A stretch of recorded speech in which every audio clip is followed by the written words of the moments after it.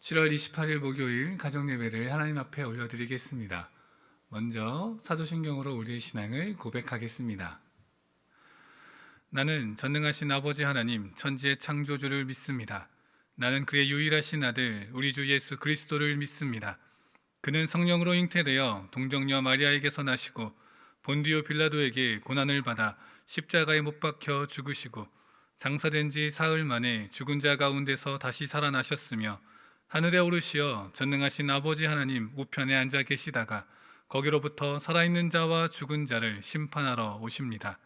나는 성령을 믿으며 거룩한 공교회와 성도의 교제와 죄를 용서받는 것과 몸의 부활과 영생을 믿습니다. 아멘. 다 함께 복음성가 다니엘의 기도 함께 찬양하겠습니다.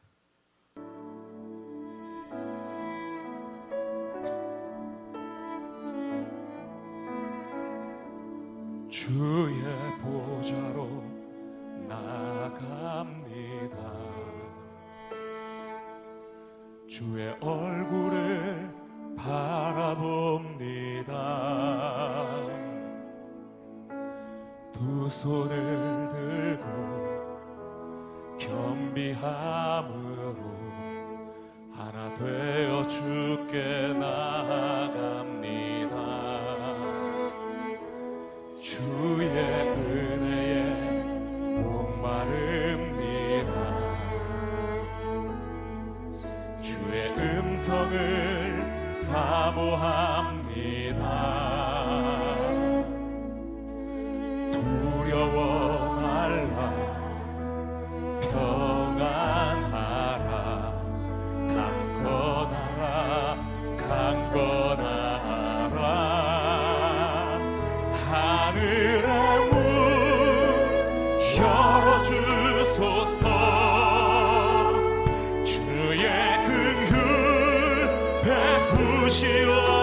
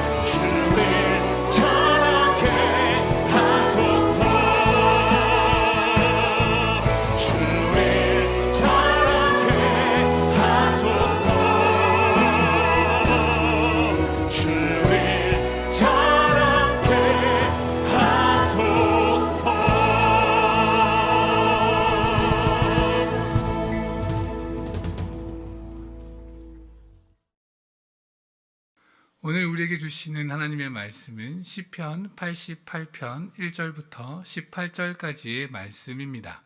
여호와 내 구원의 하나님이여, 내가 주야로 주 앞에서 부르짖었사오니 나의 기도가 주 앞에 이르게 하시며 나의 부르짖음에 주의 귀를 기울여 주소서. 물은 나의 영혼에는 재난이 가득하며 나의 생명은 수월에 가까웠사오니 나는 무덤에 내려가는 자같이 인정되고 힘없는 용사와 같으며 죽은 자 중에 던져진 바 되었으며 죽임을 당하여 무덤에 누운 자 같으니이다. 주께서 그들을 다시 기억하지 아니하시니 그들은 주의 손에서 끊어진 자니이다. 주께서 나를 깊은 웅덩이와 어둡고 음침한 곳에 두셨사오며 주의 노가 나를 심히 누르시고 주의 모든 파도가 나를 괴롭게 하셨나이다. 주께서 내가 아는 자를 내게서 멀리 떠나게 하시고 나를 그들에게 가증한 것이 되게 하셨사오니 나는 갇혀서 나갈 수 없게 되었나이다. 곤란으로 말미암아 내 눈이 쇠하였나이다. 여호와여, 내가 매일 주를 부르며 주를 향하여 나의 두 손을 들었나이다. 주께서 죽은 자에게 기이한 일을 보이시겠나이까? 유령들이 일어나 주를 찬송하리이까? 주의 인자하심을 무덤에서, 주의 성실하심을 멸망 중에서 선포할 수 있으리이까? 흑암 중에서 주의 기적과 이즘의 땅에서 주의 공의를 알 수 있으리이까? 여호와여, 오직 내가 주께 부르짖었사오니 아침에 나의 기도가 주의 앞에 이르리이다. 여호와여, 어찌하여 나의 영혼을 버리시며 어찌하여 주의 얼굴을 내게서 숨기시나이까? 내가 어릴 적부터 고난을 당하여 죽게 되었사오며 주께서 두렵게 하실 때 당황하였나이다. 주의 진노가 내게 넘치고 주의 두려움이 나를 끊었나이다. 이런 일이 물같이 종일 나를 애우며 함께 나를 둘러쌌나이다. 주는 내게서 사랑하는 자와 친구를 멀리 떠나게 하시며 내가 아는 자를 흑암에 두셨나이다. 우리가 오늘 읽은 본문 이 시편 88편은 개인 탄식시라 불리는 시편입니다. 이 시편은 칠흑 같은 절망과 고통, 두려움을 노래하면서 시작부터 끝까지 절망적인 분위기가 유지되는 그러한 시입니다. 그래서 우리가 이 시편을 대할 때에 적지 않게 당황하게 됩니다. 꿈도 희망도 빛도 없어 보이는 시편이기에 만사 형통을 바라는 인간적인 신앙의 틀을 깨버리는 그러한 시편이기 때문에 이 당황함은 시편을 읽어 내려가면 내려갈수록 더욱더 커져만 갑니다. 누가 이런 시편을 지었을까요? 시의 표제에서는 고라자손에게 속한 에스라인 헤만이 저작한 마스길이라고 명시하고 있습니다. 이 마스길이라고 하는 것은 명상이나 묵상의 기능이 담긴 노래를 뜻합니다. 또 저자인 헤만은 성경 곳곳에서 등장하고 있습니다. 솔로몬 시대에도 나타나고 있고 레위 사람들 중에도 나타나고 있고 또 역대기의 기록을 통해서도 곳곳에 등장하고 있는 그런 구약의 인물입니다. 이 표제를 살펴볼 때에 또 특별하게 마할랏 르안롯에 맞춘 노래다라고도 이렇게 표제에 기록되어져 있는데요. 이 마할랏 르안롯이라고 하는 것은 슬픔이 담긴 곡이라고 하는 음악적 용어입니다.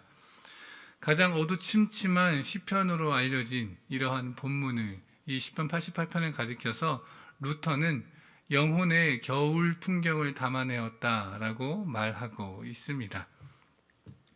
이렇게 참 읽어 내려갈 때마다 그 안에 담겨 있는 어두운 내용들을 살펴보며 사실 우리는 우리의 현실을 다시금 상기할 수 있게 됩니다. 인생이 항상 행복한 결말로 인도되지만은 않는다라고 하는 그 현실을 되새기게 되는 것입니다. 그러나 이 시의 모든 언어가 의기소침한 것만은 아닙니다.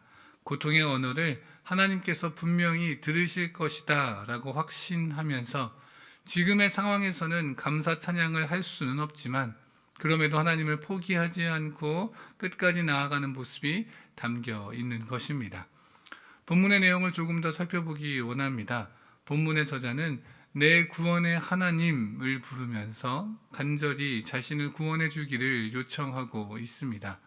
밤낮으로 주께 부르짖으며 자신의 울부짖음에 귀를 기울여 달라 간청하고 있는 것입니다. 본문에 나타나는 저자의 상황은 참으로 암담한 상황입니다. 죽은 자 중에 던져진 바 된 것처럼 무덤에 누운 자처럼 버려진 존재가 되었다 절규하고 있는 것입니다. 헤어나올 수 없는 심연에 갇힌 자신의 모습을 돌아볼 때에 이 깊은 웅덩이에 빠지게 하신 분이 바로 하나님이시다라고 말하고 있습니다. 하나님께서 등을 돌려 외면하시는 것이 얼마나 큰 어려움이자 고통인지 그 절망감을 표현하고 있는 것입니다. 짧은 순간의 고난으로 이러한 탄식이 나오지는 않았을 것입니다.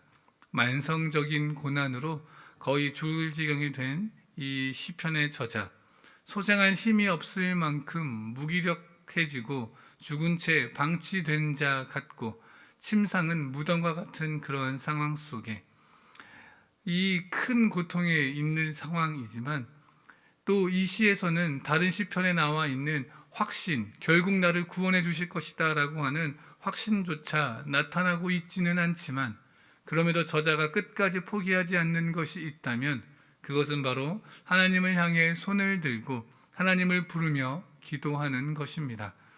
1절에서 저자는 분명히 하나님을 가리켜 나의 구원의 하나님으로 고백하고 있습니다.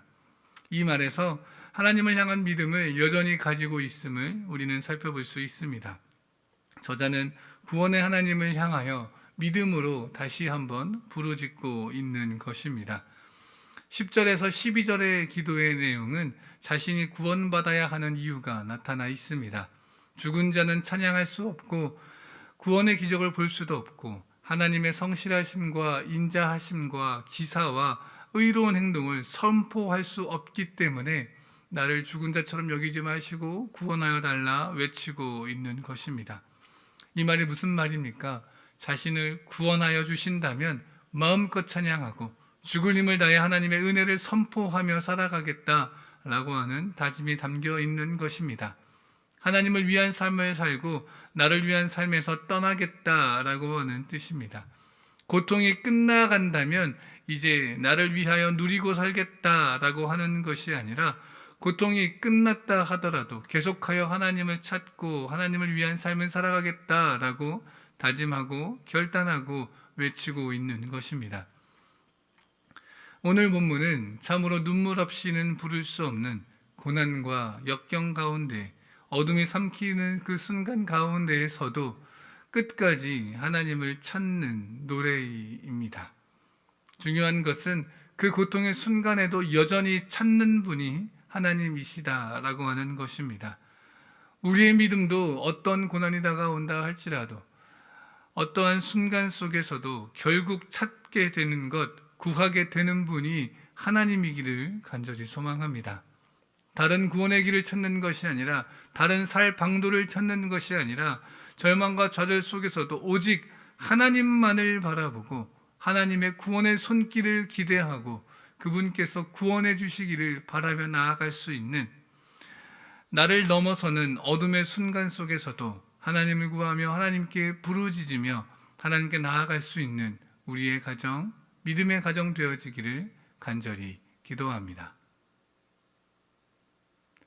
나눔 질문 드리겠습니다.